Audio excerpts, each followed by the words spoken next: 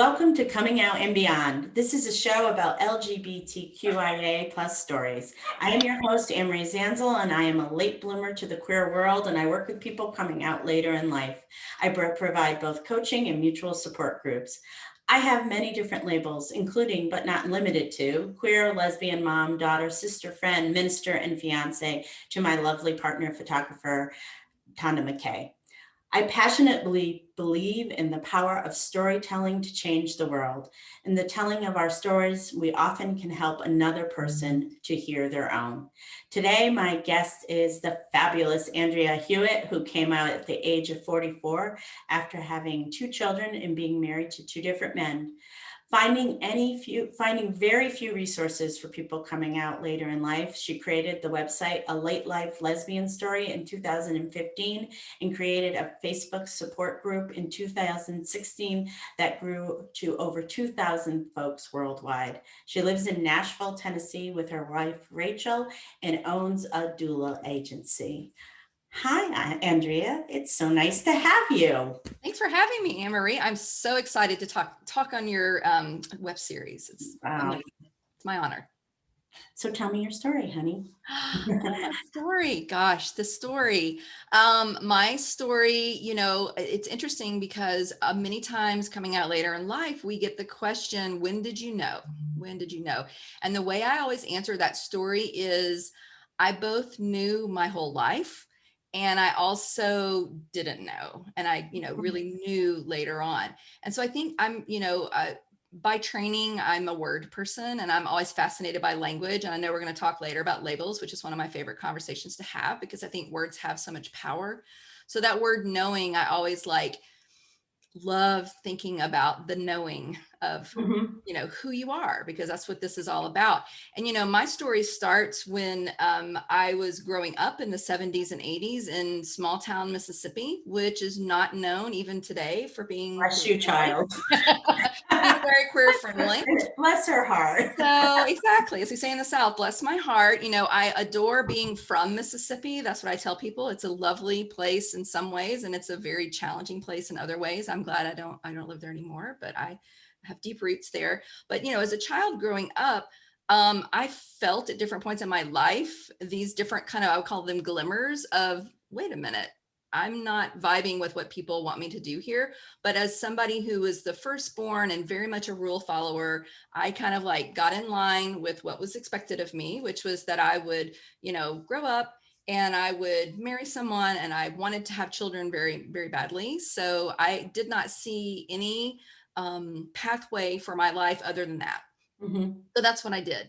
But again, glimmers here and there, sort of knowings kind of my whole life in different ways, throughout my life. I think Didn't you used to go to lesbian gatherings? Oh, absolutely. And that was after I was married. Yeah. No, I mean, I think I've told the story before of my mom finding a Cosmopolitan magazine in my closet when I was 6 years old. And if, there's some people listening who don't know, back in the 70s, the Cosmopolitan, they always had this beautiful lady on the front. Woman in the It was super hot, and it wasn't Playboy, but it was close, right? It was always very suggestive. And here I was a 6 or 7 year old, and I'm sure I saw this magazine on my mom's bedside table and thought, swipe, that's cool. I'm swiping that. And my mom found it in my closet because I didn't know, I had no words for gay or any of that, queer, none of that. But I just knew I loved this woman. She was beautiful. And I wanted to look at her. And I knew it was something I needed to do in private because this was not good. Right. And so when she found the magazine in my closet, I remember her going, why is this magazine here? And she wasn't mad at me. She was just kind of puzzled. And I just remember for the first time feeling such shame about who I was because I had no answer for her. So I think she probably just thought it was weird. Why does a 6-year-old have a Cosmo in her closet, and took it back. And, we never discussed it. Right. But yeah, you're absolutely right. Through my, 2 marriages that I had, and I had my 2 kiddos, there were lots of glimmers, right? There were times when it just sort of broke through that I was you love women. And when I was probably in my 30s was when I came out as bisexual at first, because I found that word. I didn't know that word. I didn't know it existed. And when I found that word, I thought to myself, well, I can't be a lesbian because I've been married to a man. So clearly that's off the table, but this option looks like it might fit. So I'm going to claim this label as bisexual, and Mhm. that's going to be my label.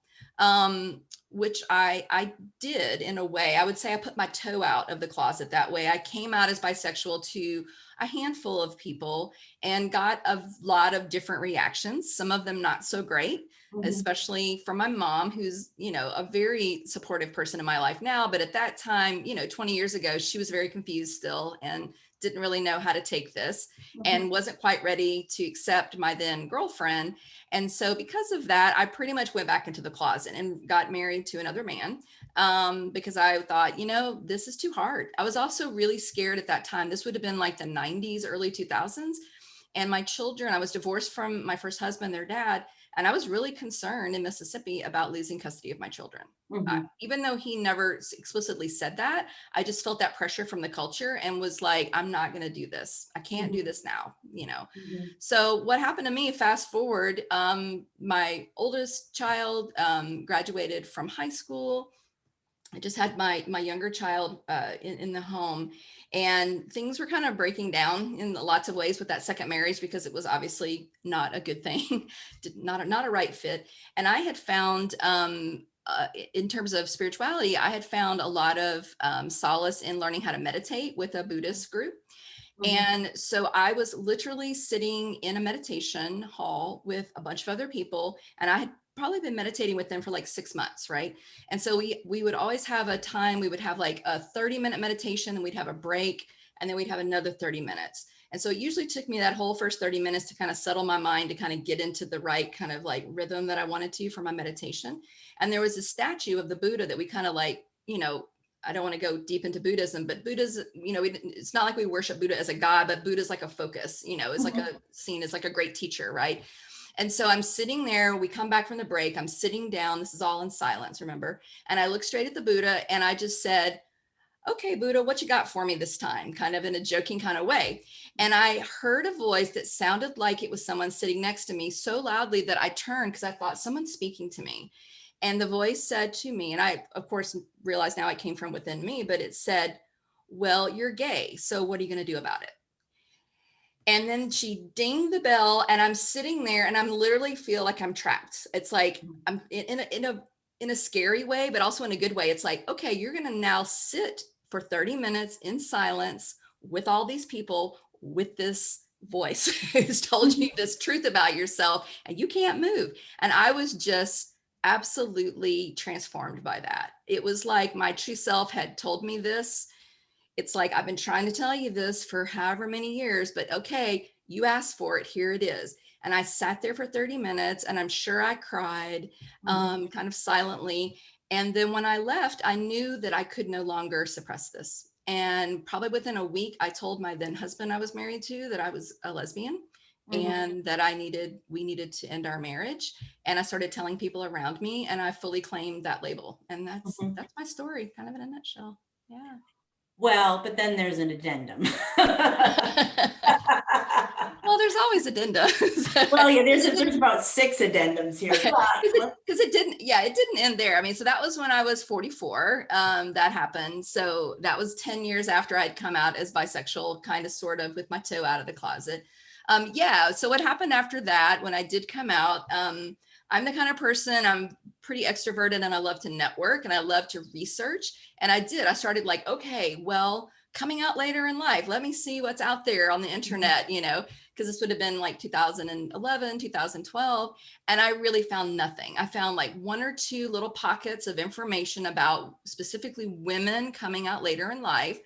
All the stuff was about teenagers, like how to come out to your parents and how to come out, to your family or your church, or, none of it resonated with me. Mhm. And so I was like, well, here's a need. Because at first I really did think I was the only woman who'd ever done this before. Well, And I then I think a think, lot of people feel that. oh yeah, totally. Yeah. And then I think I actually read, because that was right around the time Shelley Wright, the country star, wrote her book Mhm. about coming out. And I read that book, and that was like, wow. And then I did find a website where I found more resources, and I read a book called Dear John. I love I Jane. can't, I love Jane. Thank you. Yeah. And so those were other stories of women coming out. So I was like, okay, I'm not the only one. So certainly there's more stuff out there. Didn't find it. So fast forward a couple of years, I realized this is a real need in our community. And so without any kind of real training or background at all in this, I started writing a blog called A Late Life Lesbian Story. And through the blog, I kind of, without going into all the details, wound my way around to thinking that we needed to have a support group that was a safe, private place for people to talk about this. Because the other kind of big support page was public and people would post anonymously. And I knew, just like you talked about, that sharing the stories was what was going to make people feel comfortable. And in order to really share yourself, you needed to be yourself, that you couldn't just be anonymous, because, and plus just to have all that out on the internet, it just felt kind of scary to me. So that's when we started this. I figured out how to do a secret Facebook group and started the Facebook group in 2016 with like maybe 50 folks that had kind of like messaged me from the website. And then it just grew. I mean, it was, a process to get people in. So it wasn't like you could just get on Facebook and search Late Life Lesbian and find us. But through the blog and through people telling other people about it, we, as you know, we grew to over 2,000 people worldwide after doing that for 5 years. And the thing that was the most amazing to me, as you'll know, because my wife Rachel always teases me about this, is I had no idea if you put like 50 or 100 or 1,000 lesbians together that they would like start making, they start hooking up. So the first time it literally took a week for that first hookup to happen. And it was like transcontinental. We had somebody in Maine and somebody in California hooking up. Like literally they found a way like within a week to buy a plane ticket and hook up. And I turned to Rachel and I was like, what the heck? We're not a dating site. And she looked at me and she said, Andrea, you go put 50 lesbians together who have never been with a woman, they're going to like start hooking up. Exactly. So then that became a thing. It really kind of became, it took off. And that's how we met. That is how we met. Exactly. I Googled, I'm one of those people, it took a long time to come out. It took me 10 years. And the third time was the charm. And then what I did differently the third time was I Googled Late in Life Lesbian. And your blog showed up. And true to form, I saw the blog and waited 2 months. Yes. Which I know a lot of people do. Like, it's like almost like, I think that we get so afraid to open the door that opening the door is the first time. Oh, absolutely. But when I was like maybe 150th, you were pretty new still at the time, around there. But it was so significant to me because all of a sudden I had a group of women that were talking about things that I thought I was the only person. Like I tried like you, I tried to find things. Like I went to a later in life support group at a local LGBTQ center, and it was okay, but it was also really cliquey and everybody knew each other. And so it was so nice to join a group where all of a sudden everybody's talking about the same thing. And it was like, oh my God. Yeah. Here's my people. And it was like, oh my God, there's my people. And there's people that understand this. And it was like, it was truly life-giving. And like the thing is that I've run support groups now on Facebook for a while, and I really give you and Rachel a lot of kudos. It is really hard to do. It's hard to do for a long time, especially a group where people's emotions are so incredibly through the roof. And because people are grieving. People are overwhelmed. And you guys did it pretty well for 5 years. And then you said, I think, what? I'm tired. That's okay. Well, I always said it was a labor of love. And I truly, because as you know, Anne-Marie, these emails I would get from folks just would break my heart, and I felt very responsible for caretaking the group and making sure it was a safe place. And we had very rigid rules about things in that group because we wanted to keep it a safe place. And, Rachel and I always said, whenever any kind of conflict would arise, we would always go back to our core basic principle, which is, are we serving women, mostly women? It did end up becoming a place for folks who were exploring gender identity and other things, but it started off at least as women coming out later in life. Like, is whatever we're doing serving that purpose? And if it wasn't, then we stopped it, but if it was, then we tried to build that up. And as you know, we then started having, in-person conferences because we wanted people, because they wanted to meet each other. So we did a couple of those in Nashville, which were all wildly successful. And, we thought about continuing on, but both Rachel and I worked for ourselves, and my doula agency got super busy. And it just became a point where I had to make a choice, of what to do. And it was a hard choice, but I felt very responsible to the folks who had put their trust in us. And that's why we ended up closing the group rather than handing it off to someone, because with our group and the name and the reputation, I really wanted it to have an ending rather than having it morph into something different that we, couldn't have anything to do with anymore, Well, and it's really hard to hand your baby off to somebody else. Yeah, for sure. I mean, I know how much hours and hours. I mean, Yeah. I know. I mean, I we know. both have done the same thing, so Yeah. I know how much work it is and how thoughtful you all were, and I completely understand about wanting to end it rather than handing it off to somebody else, because things do morph and change, and I think it would have been hard for you all, and even people that were like longtime members of the group, to see it change to something else. Yeah. I mean, there's no way a group of 50 and a group of 2000 can be the same group. It's just a different experience. But, I look back on it with absolute fondness. There are friends like I made, like you and other folks who, I mean, we have friends across the world, and knowing that we helped people, I'm a helper at heart. And so knowing that we gave solace and a safe place to land and great resources and affirmation to people going through this, it fills me up every time I think of it. So well, what happened is what I think your group and other groups and other people that work in this genre, they normalize the experience. Yeah. That's what we all do. We're like, they're like, you and I, to prepare for this, we're going to talk about like 5 things, the same things that come up again and again and again. But the reasons why it comes up again and again, it's very normal in LGBTQ development to have these questions. So if you go and look at a developmental model for someone who's coming out gay, whether you're 15 or 55, the process is the same. And so what ends up happening is you get the same questions over and over again.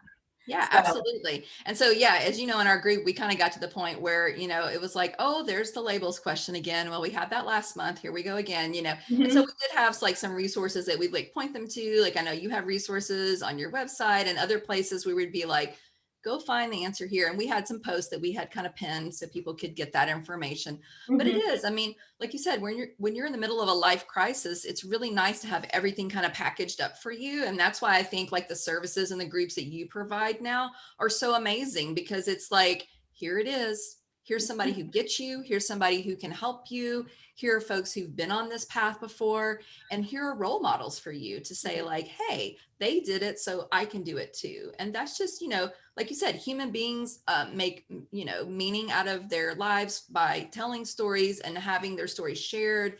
And I just think that's so, so important. Speaking of that, at our very first conference we did, me being like type A planner person, I was like, and here's our agenda and here's what we're doing.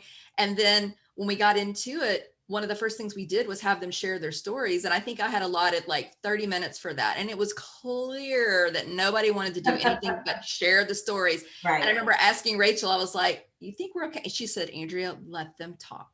She said, let them that's what they want to do. And we did. And they talked and talked and talked.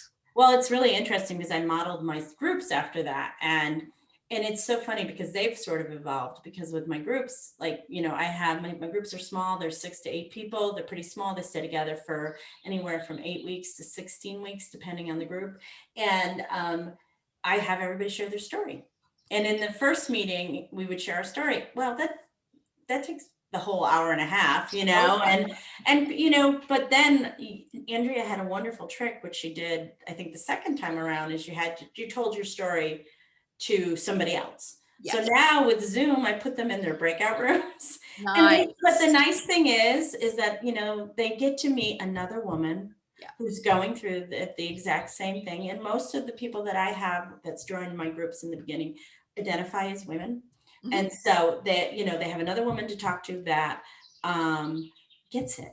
And like, and they're always it's so sweet because they're like, oh my gosh, I'm like, yeah, I know. I They know, have I the same know, story. And I'm like, I yeah, I know. know. And sometimes I know people's stories, so Yeah. I'll place them in groups where they can really connect with somebody. Oh, that's so lovely. Yeah. Yeah. I mean, So, that's, it's funny because I do some training and presentations about, in my work as a birth worker about helping LGBTQIA plus clients in that birth space. And what I always tell folks is we're people too. We want what everybody else wants. We want to be connected. We want to be seen. We want to be empowered. We want to be valued. We want to be respected. I mean, that's it. That's what you're talking about. well, and I think the sharing of the story with another person is the first time that often people are seen for something that they have either just discovered or something they've sort of known their whole life but have never shown it to anyone. And so that's the power of being seen. Sharing these stories is about the power of being seen and about people knowing that, you know, it's okay. It's okay. You're not the only one. Andrea and I get it. Believe me, we Oh get yeah. it. So, Absolutely. I so we're remember, gonna go yeah. ahead. I'm No, I sorry. was just gonna say, I remember just crying on the phone, like, I can't be gay, to a friend that I was like, talking to. And I mean, and in my mind, it feels like so long ago, but it really wasn't that long ago that I felt that way. So Mhm. it's always amazing to see the progress you make that way. Yeah. Mhm. And I think these groups, and there's lots of small groups all over the place and big groups do a lot of, they really help Yeah. people. And before we get to our discussion, what I have noticed, because I'm in a lot of the other lesbian spaces that are not connected with coming out later in life, Mhm. since the work you started and others before you, Oh yeah. um, I noticed that the spaces are much more friendlier towards people Oh, coming out later in life. I that makes really me do feel know, great. like people, there's like, like back in the day, Andrea, 5 or 6 years ago, I would be really, if you said that, you could get some pushback Oh yeah. from people. And now I find that pushback doesn't happen as much. Oh, but Anne Marie, does that make you feel good? It's like we had a part in making that better. Yeah, yeah, it Yeah, does make me feel good because I mean, good. really my mission is to serve the later in life community, but also to normalize this experience and let people Yeah, know they can come out whenever they want to. absolutely. You can come out at 80, Absolutely. you can come out at 10. It's Absolutely. okay. There's nothing wrong with it. Yes. Yes. Yep. So since you and I have facilitated for these groups for a while, Andrea and I, we've come up with like the five common questions that keep circling around. Yep. So the first one I'm going to talk about is, how do I take care of my husband during this divorce?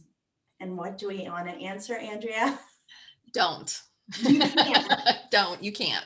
And Yeah. why? Say some more about that. Yeah, I'm happy to talk about that. So it's so difficult because we kind of found, and Amory, this, as we asked these questions kind of over and over again in our group over the years, and it's almost like in some ways there's like a type of person, a woman who comes out later in life. Usually she's a high achiever. Mhm. Usually she is, excuse me, she's played by the rules. So It she's comes kind from of a rules follower. often comes from a chaotic childhood.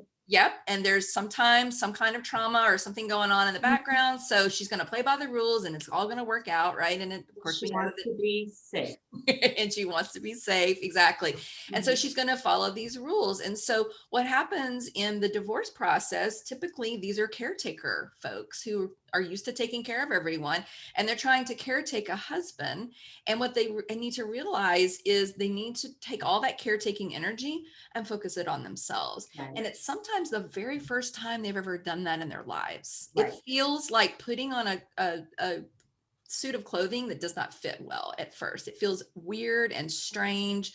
And And a lot of those times people feel like I'm doing a quotation marks, bad a bad person. bad person. Yep, because they're Yes. so used to doing that external caretaking that they've never stopped to think that the person I need to take care of the most is me, right? And that feels selfish. And we get a lot of, societal cues for women in general about, it's selfish to take care of yourself and it's selfish to do this and it's selfish to want whatever. The most loving thing you can do for your husband if you're having a happy kind of loving kind of divorce is to encourage them to find their support wherever that needs to be. So either friends, family, therapist, they need to vent and they need to process elsewhere, not with Right. you. And you can't, and honestly, you cannot go through a divorce. Nope. You cannot go through a coming out process and a divorce and take care of everybody around Nope. you. No. I think the only thing, the reserves you have to keep are for yourself. And for those of us with children, Yeah. a lot of that reserves. But I want to piggyback on this. Mhm. Okay, I am destroying my children's lives.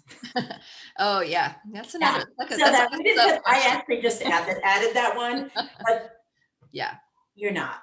No, you're not, because you're modeling, again, you're modeling for them what was not modeled for you, which is caretaking for yourself. In other words, there is such value in showing them that it is okay. And in fact, it is normal, as you say, to um, be your whole self and bring your whole self to your parenting, right?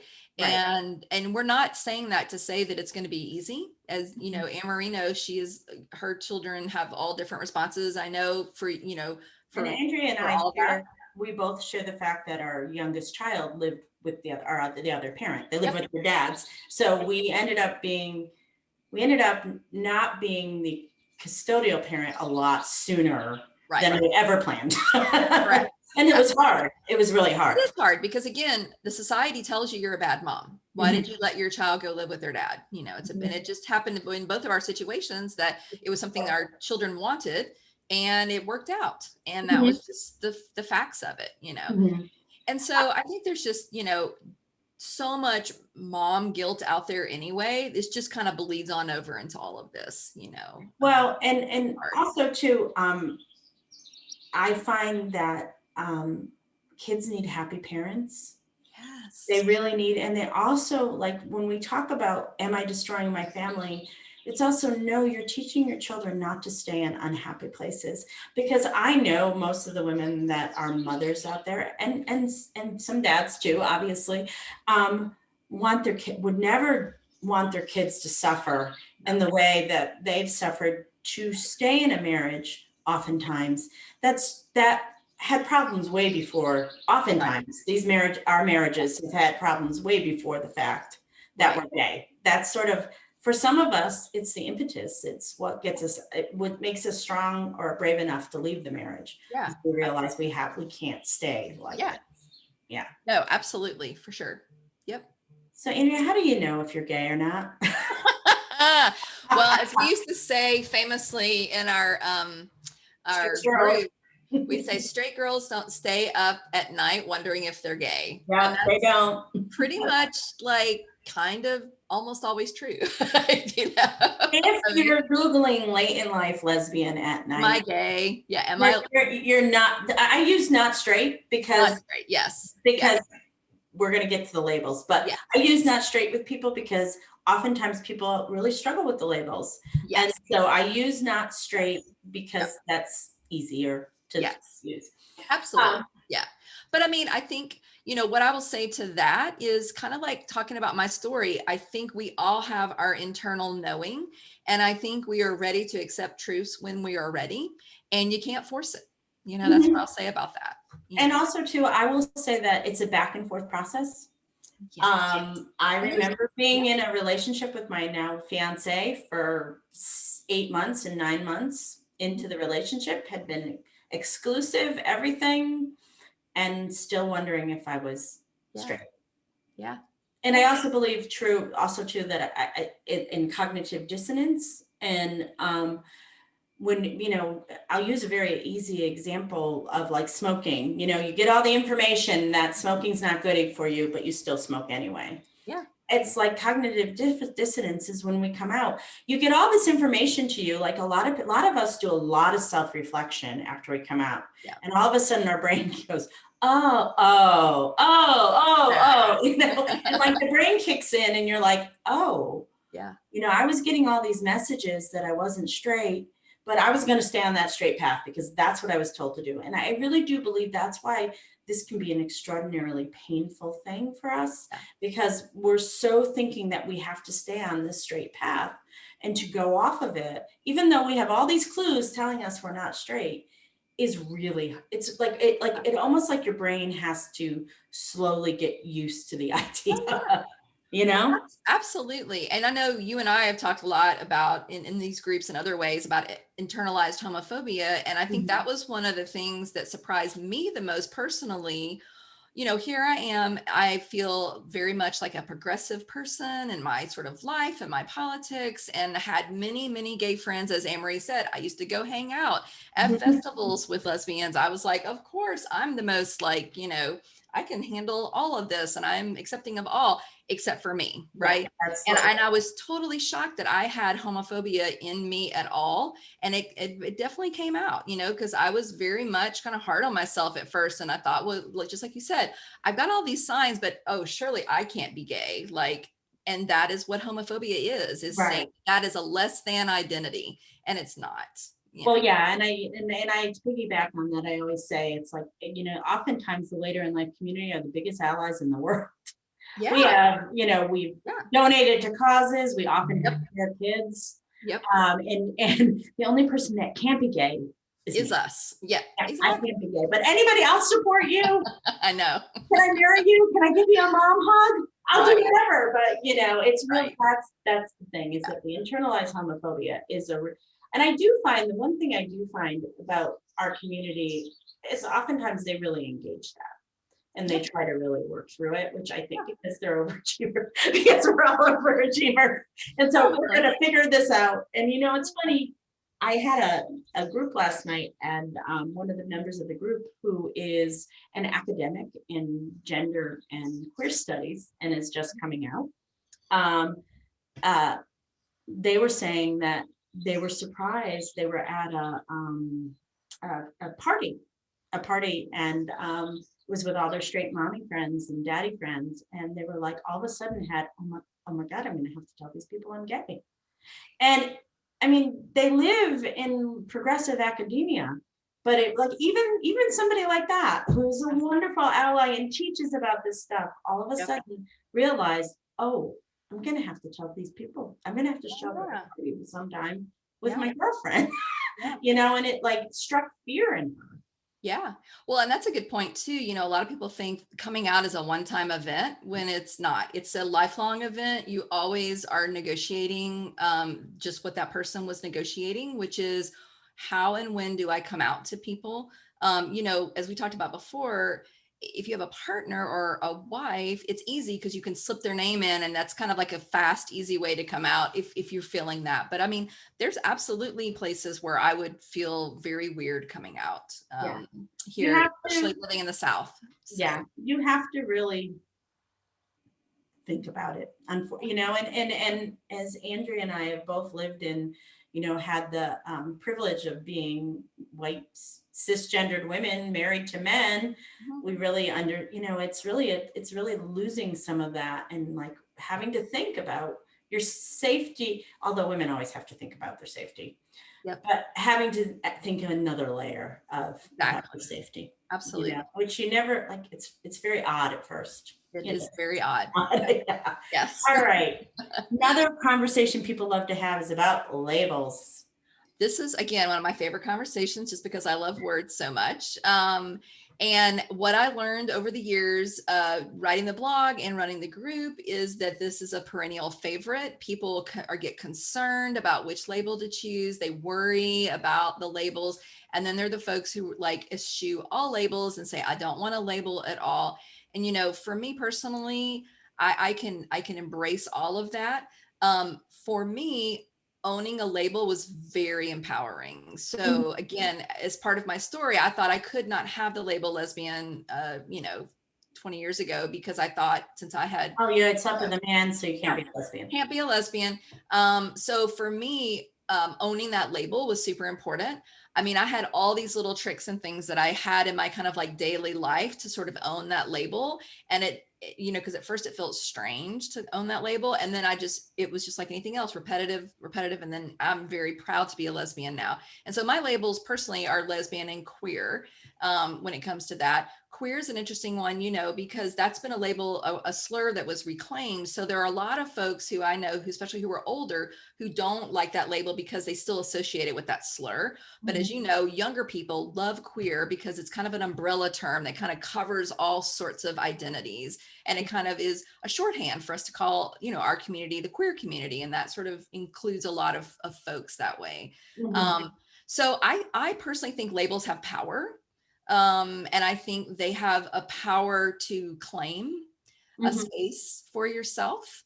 And so if that resonates with you, I encourage people to try different labels on, you Mhm. know, and Mhm. to know too that you might grow into or out of labels, you know, and that Right. might be part of your journey, and that's okay. Like I grew out of the label bisexual. It did not describe me well anymore and grew into my label as a lesbian. And again, if you're someone who says no to all labels and you're like, I transcend labels, I'm like, you do you. That is awesome. I like commend you for that. You know, you Mhm. do not need to have a label to be a gay person, you know, Well, and I think that as a or newbie, not straight person. yeah, um, as a newbie in the community, what I what really struck me is the conversation around labels. I was really sort of surprised that there were so many labels and that people felt so passionately about them. Um, and also, too, a lot of my work is a lot of women also really reject the lesbian label. It is like the most and unpopular word sometimes, but that's because it has also been used as a slur. Absolutely. Yeah. And so a lot of women are a lot of people are very uncomfortable with that word, with the lesbian word. But as you know, I live with the ultimate lesbian. So speaking of my fiance who loves the word and May works it into conversation wherever she can. So I and you know, I not only do I love her, but I love that she yeah, does that, because she's I curious. think absolutely. And I feel the same way now. I also, you know, work it into the conversation whenever I Well, can too, you and know? also for my partner, she came out 40 years ago Yeah. and got a lot of rejection, Yeah. and the people who became her family were the lesbian women that Yeah. she surrounded herself with. So they were like a lot of people in the queer community, they were her family when she didn't have any family. And so she really and I always joke about her name is Tanda. I always joke that she gave me the crash course in being a lesbian, Yeah. but not yeah, the sex part, but also too because she challenged my internalized homophobia Right. all the time, Yeah. and that to me it really made me, I think, move along quicker a lot of ways, because she challenged me when I showed up and said something homophobic, or nothing like horrible, but just something that's been ingrained, and she really made me feel good about being a lesbian and embracing that word. So I love I that. like that word. I use queer as well, Mhm. but I love that word too. And Mhm. so I use that one as well. And Yeah. it's really interesting watching people try on all the different labels, Yeah. and then sometimes it becomes it's for some people ends up becoming about gender as well, or Yeah. was gender, and so all kinds of labels out there. Yeah. And another thing Andrea said, I remember she wrote something on a post a long time ago, like 4 or 5 years ago, when someone was talking about labels, and she said, we use labels all the time. Mother is a label, sister, friend, wife, daughter, those are all labels that we use. And so, Yeah. so it's a really great discussion, and it will be I never ending. I was going to say it'll never end, and that is okay, because Yeah. words have power, and I just love watching people own their power with those labels and Mhm. continue to do that. So I just think it can be transformative. So So the last question I'd like to talk about is that a lot of times I think people are really afraid to let go of their straight lives because they're worried that, am I going to find love ever again? And how would you answer that? I mean, I can't guarantee anything, but what I can say is I really do feel like if you are authentic to yourself, if you are worried less about caretaking other people, if you're more worried about, or not worried, but you're more focused on yourself and making yourself the best person you can be, that you're going to attract whoever that Mhm. person is for you. Mhm. Mhm. And I think, that is also kind of has different levels, because it can be scary to put yourself out there. It can be scary as someone coming out later in life. We got that question all the time in the group. Am I going to be accepted? Are they going to think I'm real? Or are they going to think I'm just playing or joking around and I'm not a real lesbian? And, we can't say how people are going to respond to you, but I really do believe if you show up with your full whole self and you feel good about that, there's, yes, you will find what you're looking for if you're putting it out there. Well, and also, you know, getting back to what you were saying, no one can determine your label. Nope. And, so sometimes we will meet people out there that sort of rejecting, and that's really more about them than about you. And Always about the only person who can determine your label or your sexuality is you. And one thing I do want to say about so a lot of times, especially those of us who were married when we start the coming out process or in a long-term relationship, a lot of times there is a breaking apart. And it feels at times like things are shattering, like, oh my God, everything's falling apart. Um, my partner gave me really good advice, which she got from a therapist 20 years ago. And she said, you're going to have all of this again. Yeah. So I remember, like, in the beginning when my ex-husband was having all our old friends over for dinner, and they were, a lot of times when people come out later in life, sometimes the straight friends will stay with the straight spouse. Doesn't happen to everybody. It happened to me. And I was like pretty sad about all that stuff. And then I do have it again. Like, Andrea and Rachel came over to my house for dinner a couple, like 4 or 5 weeks ago, and along with other friends. And you do have it all again. Yeah, It, absolutely. it, it all comes back together in Yes. different ways. I always like to think of the Japanese bowl, when the bowl Yeah. cracks. It's kyogi. I'm not going to say it. I'll say it wrong. It cracks and they put it back together with gold. Yeah. And I really think that a lot of times that the later in life journey, which is deeply spiritual as well as deeply of the earth, that a lot of times things get put back together Oh yeah. beautifully, and it just takes a while. That's, I think, one of Yes. the things a lot of people that we work with, really want things to be linear and fast. And it's Again, overachievers, right? And it's seriously, it's like, okay, point me in what direction to go and tell me where to get there, how to get there and where to get there, and Yeah. I'll do it. And It's, that's and for a lot of us who are like that, it's the first time in our lives, a lot of times, where we have to really sit with yes. the grief and the loss and this unbelievable joy Yeah. of Absolutely. discovering who we are. Sometimes when we're in our, late 20s to 80s, and I it's know. just, that's the thing. A lot of times you and I think a lot of times I focus on the hard, and sometimes I need to focus more on the joy, because I'm a heck of a lot happier now than I was. Gosh, Amory, I tell people, and you've probably heard me say this before, that really and truly in my life, coming out was the catalyst for so much good stuff in my life.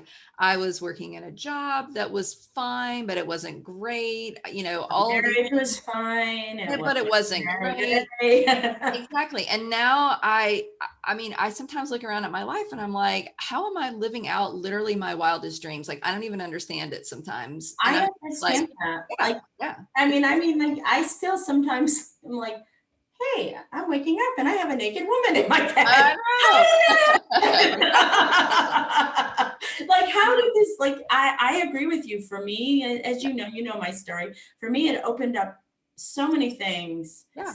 and that I just never expected, Yeah.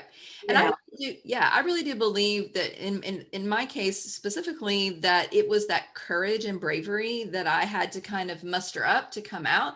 That was then I was able to kind of transfer that into other parts of my lives, and I was able to, quit my job and start my own company. And nobody in my family is self-employed. I mean, I didn't even know how to do that, but I had to kind of have a little chutzpah to make it happen. And I don't think I would have done that if I hadn't have come out. I know I wouldn't have met Rachel if I hadn't have come out, but just been able to take that chance with somebody and want to build something that was wonderful and long lasting, and to work on myself to make myself a better human to bring to the table in all of these cases. Well, and I agree with you. I do think after you do this, What? Whatever. Whatever. Yeah, Exactly. yeah. I mean, like, I agree with you. I agree with you 100%. Once you muster up the courage and you make the necessary changes in your life to live as authentically as you possibly can, all the other stuff Just happens. Yeah. The is, world's your oyster. it's not a piece of cake. I mean, things still are hard sometimes, but you're like, okay, well, I'm going to try this. I'll try this to do this. And I was like I moved down south and was a chaplain for years in the north, and then moved down south and just knew I couldn't do it anymore. Yeah. I just couldn't, because I'm a pretty, as you know, very progressive, and it was hard for me down here. So I was like, I hear can't you. do this. I cannot do this anymore. So Yeah. but then I ended up doing something that, to me, it's really one of those things, and I think you as well understand this, working as a doula. You and I are both midwives of births in a way. Yes, we are. And we, that's what we do. And it just has brought so much positive energy and goodness into our lives, Yeah. and I really, and getting that's the courage. It's I say this to people all the time. The journey of 1,000 miles begins with one step. And so what can you do today to just take that one step?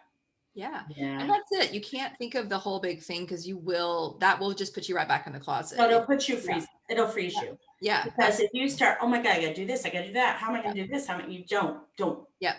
So I think for Pride Month, if you're like in the closet or you're thinking about coming out, maybe get a nice shirt from Target. That's where I got my cool stuff from, was from Target. I bought stuff. I have a nice welcome mat I bought.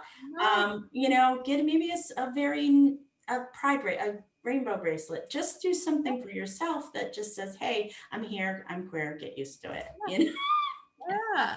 So I'm with you, Emery. Yeah. So Andrea, when you look back on your life, and I want to ask you, I know you're a reader, so anything that really stands out as a book that you would recommend for people who are making a transitional transformation change? Yes. Well, I picked two, because I can hardly pick one, because I love to read so much. So I showed you one, but I have two. One is one of my favorite authors. Her name is Pema, I think is how you pronounce it, Chadron.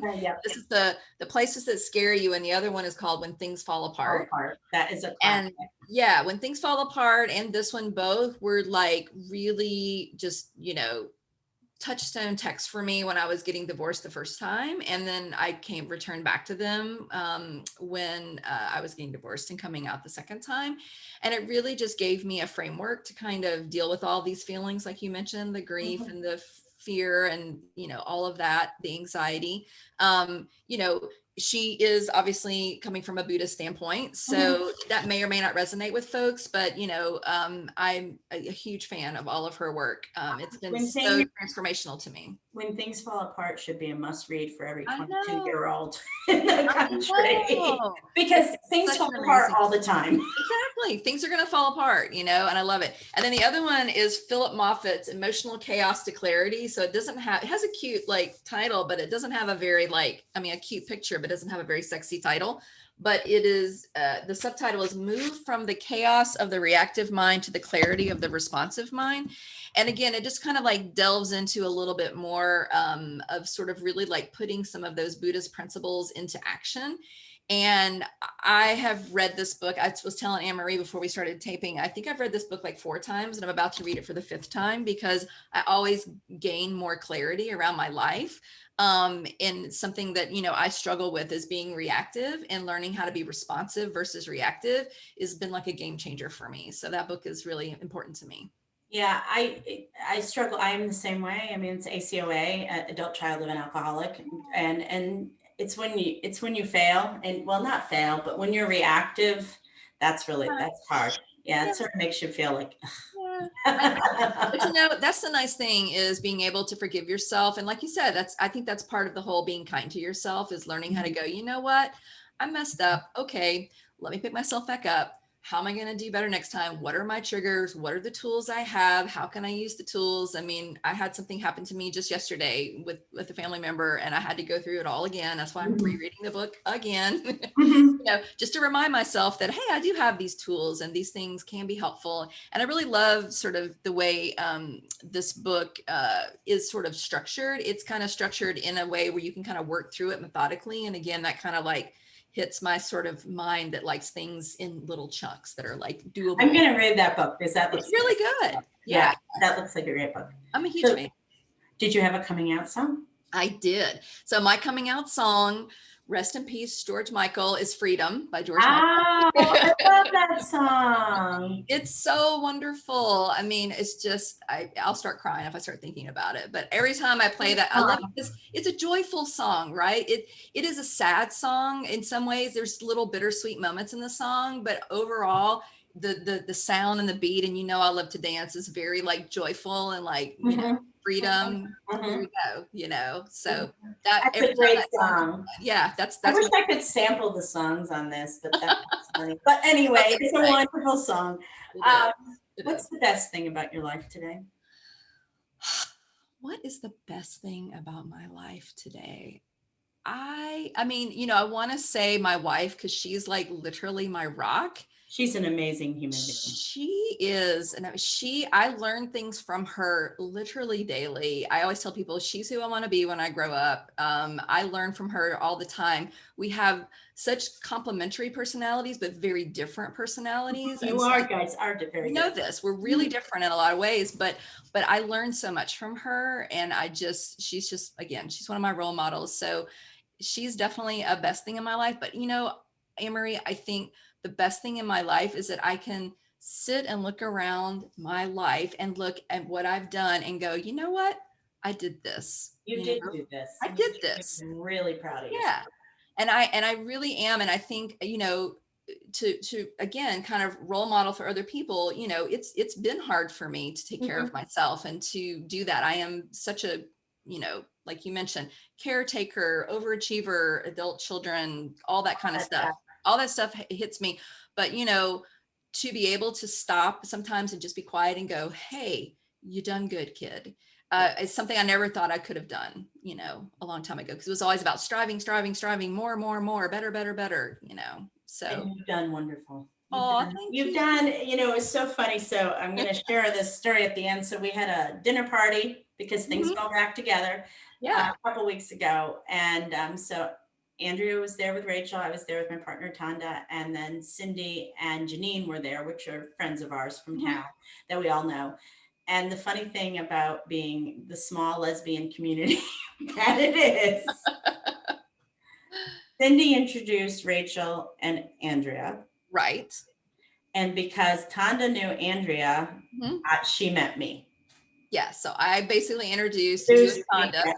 Yes. Cindy introduced me and Rachel. Yes. So I'm going to just end this conversation today on wise advice that Andrea gave my partner, Tanda, a very long time ago. And Tanda was being who she is, and in the group was texting Andrea. And this was very long time ago. And she said, is it okay? She goes, oh, who is this Anne-Marie? Is it okay if I put her in bed with me? And she's actually found the text and that's awesome. put it up. And Andrea answered, she goes, I don't know, you two are going to have to work that one out. At that point, And we did. I know, but it's so funny because at that point, you were not the first people to have done this in the Right. group. And I was just like, y'all are all grown ups. Y'all work this out. You Like, don't need my don't involve permission. me. Don't involve me. You don't need my permission, whether you date somebody or not. Don't care. I'm like, go in peace. Enjoy. Go ahead and enjoy. Well, thank you, Andrea, for joining me today. It's been wonderful talking to you and catching up. And thank you for all your wisdom. And really, you and Rachel have changed so many women's lives by being people's lives, by being a safe space in some place they could go to when they thought they were the only ones. And you did that for me. And I know you've done that for thousands of other women. Oh, well, that just gives me chills, Anne-Marie. Thank you so much. Well, as I always said to people, we created that space and all that, but it was the people who came who really dedicated their own, selves to that space and showed up as themselves. That's what made it special and magical. So I will always hold all of that like very dear to my heart. And again, like I always said, I hope like you're doing and other people, I hope other people will kind of take up that cause and continue on. And as you know, we hope one day we won't need to have these spaces because everyone will just be able to come out when they need to. So, and be supported. One day. We'll be long dead, but okay. I know. But I'm going to hold on to it. Well, now you've just opened up a whole other chapter of conversation, but we can't have that now. So another time, have me back on. It's been a pleasure. All right. Thank you. Bye-bye. All right. Take care. Bye.